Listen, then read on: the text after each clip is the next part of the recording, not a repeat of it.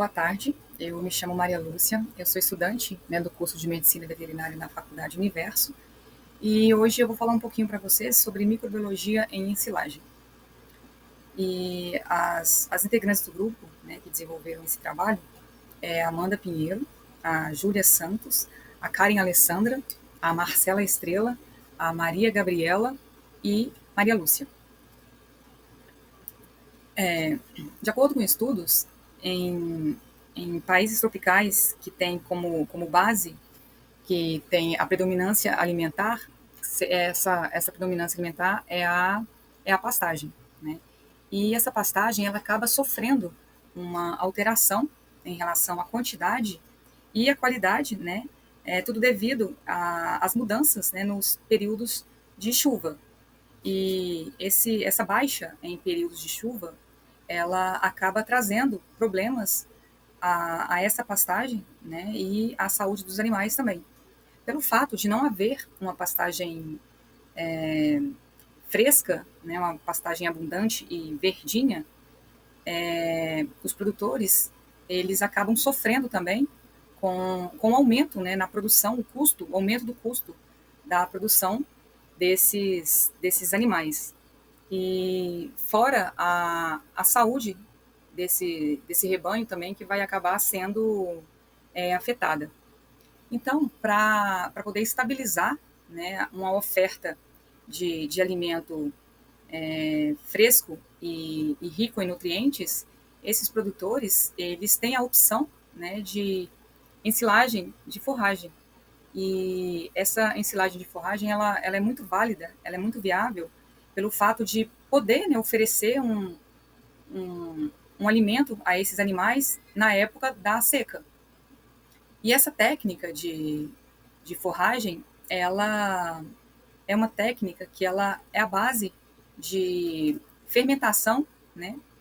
Que esses micro-organismos, eles produzem ácido, que é o ácido lático, e ele é responsável por conservar essa forragem e manter, assim, a qualidade dessa pastagem, né? Que no caso, estando em escassez, ela pode ser conservada dessa forma, né? Que é a diminuição do pH e formando assim o ácido que irá conservar essa forragem.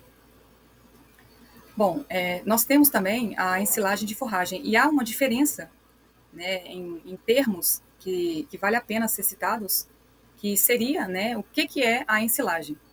A ensilagem, ela se dá desde o momento do plantio ao momento da maturação dessa planta, da colheita, né, da moagem, que é o momento que eles picam ela, e o momento do transporte, né, chegando até o momento que ela vai ser colocada no silo. Né? Então, nós temos a ensilagem, que é o processo de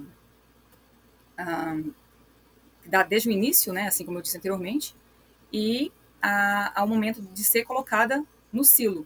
O que seria esse silo? O silo ele é o local onde essa ensilagem vai ser depositada, né, compactada e vai ser vedada para assim passar pelo processo de fermentação e poder ser transformada na silagem, que já é o processo final e esse alimento já poderá ser ofertado ao animal desde que ele esteja é, de acordo com a qualidade para consumo desses animais. Então, isso é bem interessante, essa questão de ensilagem, né? Silagem, silo e silagem. E aqui eu coloquei também alguns modelos, né, de silo, que é o silo bolsa, ele lembra um pouco, é uma bolsa, ele fica na parte de cima do solo, e ele é tampado, né, com uma lona. E temos também o silo trincheira, ele lembra bastante aquelas trincheiras que eram usadas em época de guerra, né? E temos o silo horizontal, que ele já é feito, né, com um material muito mais resistente, e ele também requer mais dinheiro, digamos assim. Ele tem um custo maior do que os demais, que é o silo bolsa e o silo trincheira. Então, o produtor ele vai decidir, né, qual o atende melhor, né? Mas ambos são silo. Nós temos, basicamente, dois grupos bacterianos. E esses dois grupos, eles são divididos, primeiramente, pelas né, bactérias que são responsáveis pela fermentação. Né? São as bactérias que vão ser responsáveis ali por essa fermentação e elas que vão produzir o ácido lático, que ele vai ser responsável pela conservação, né, dessa ensilagem. E o segundo grupo, ele são as bactérias que são as bactérias indesejáveis, né? Elas vão causar ali uma deterioração dessa massa ensilada, podendo alterar o resultado final dessa silagem, né? Podendo causar também perda dessa massa ensilada, podendo causar, né, doenças aos animais, causando queda na produção desses animais também, em termos de carne ou de leite, e causando doenças que podem levar até a óbito. Né? Então, essas bactérias, elas são de fato indesejáveis. E elas podem acontecer também, essas enterobactérias, elas podem estar presentes através de contaminações do próprio solo, ou até mesmo elas podem vir na própria planta. Né? Então, acaba causando essa contaminação, né? E desencadeando, infelizmente, uma qualidade ruim nessa silagem. E no período de fermentação, nós temos, né, algumas sucessões de bactérias. E no primeiro estágio, né, que é aquela fase principal da fermentação, nós temos as bactérias, as streptococcus. Elas são as bactérias que irão, a princípio, predominar ali, para logo depois vir as bactérias leuconostoques. Elas são bactérias que são mais resistentes a pHs ácidos, né? Então, elas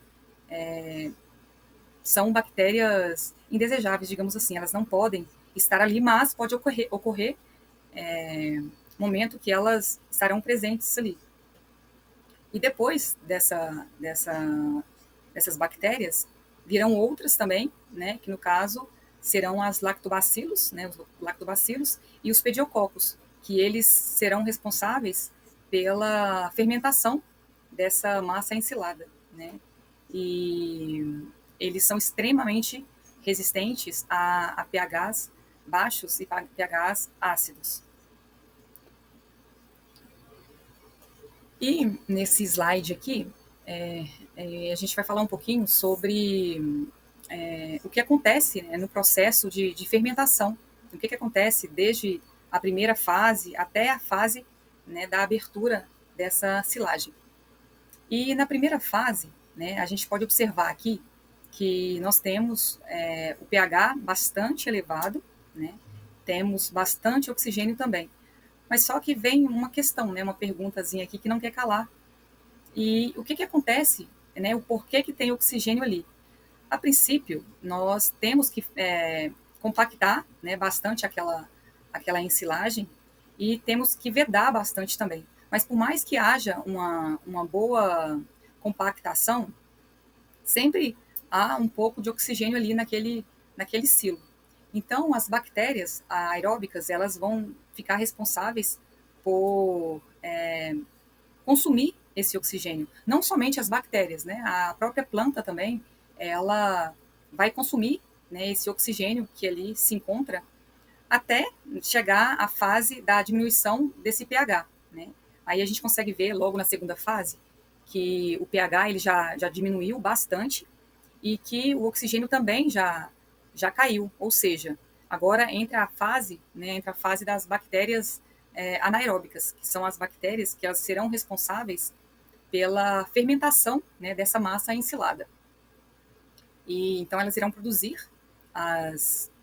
o ácido lático e assim poder conservar essa ensilagem. Quando chega aí em torno do 14º dia, mais ou menos, essas bactérias já entram na fase de estabilidade, né? Ou seria a fase de estocagem, que é a mesma coisa. E o que acontece nesse meio termo aí? Nessa fase anaeróbica, essas bactérias elas estão ali no pH super adequado para elas.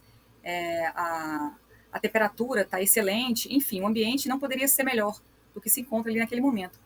Depois de um tempo, essas bactérias elas começam a brigar ali entre si, né, querendo mais espaço, e o ambiente ele deixa de ser tão agradável para elas assim como era antes. Então elas vão começar a morrer, né, na mesma intensidade que elas aumentam, né? Então essa fase aí elas vão vai começar a estabilizar mesmo, né? Então não vai haver um aumento dessas bactérias, né? Elas vão se estabilizar e esse momento ele vai paralisar. Então a gente vai começar a fase da abertura, né? Que é a fase da descarga desse silo, né? Então a partir do momento que a gente abre esse silo, né? Automaticamente o oxigênio ele vai aumentar, né? E o pH também. Mas isso é comum, né? Porque essa perda ela não vai ser uma perda tão significativa, né? Então não vai fazer uma diferença depois que essa silagem estiver pronta, ela já pode ser, né, oferecida ao animal, né, se ela estiver de acordo com a característica, né, com o cheiro, enfim, ela já vai estar pronta a ser oferecida a esse animal. Nós temos também, né, apesar de eu ter citado ali alguns pontos extremamente importantes para haver uma fermentação adequada, para que a silagem ela chegue ao ponto de ter uma qualidade adequada, né? Há outros fatores também que são de suma importância para que isso aconteça, né? A começar, né, pelo armazenamento. Essa ensilagem ela tem que ser muito bem compactada, ela tem que ser muito bem vedada, né, para que não ocorra uma entrada indesejada de oxigênio ali, causando deterioração nessa massa ensilada. O pH é muito importante também, né, para que haja um produto de qualidade adequada. A presença de micro-organismos também são muito importantes, porque tem que haver um balanço ali entre esses micro-organismos, né, entre essas bactérias, e também temos que ter um manuseio adequado, né, temos que escolher uma planta correta, né, ela tem que ter uma maturação adequada, ou seja, não adianta ter somente presença de micro-organismos ali. Esses fatores eles têm que ser respeitados para que nós tenhamos uma silagem de excelente qualidade e que não ocorra, né, perdas dessa massa ensilada e que não venha a ocorrer também doenças a esses animais.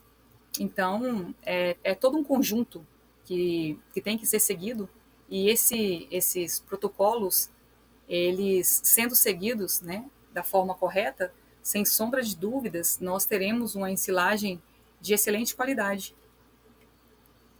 E, no mais, é isso. Eu agradeço, né, a atenção e deixo aqui, né, o nosso muito obrigado. E deixo também as referências bibliográficas no qual foram, né, pesquisados para que a gente pudesse desenvolver esse trabalho.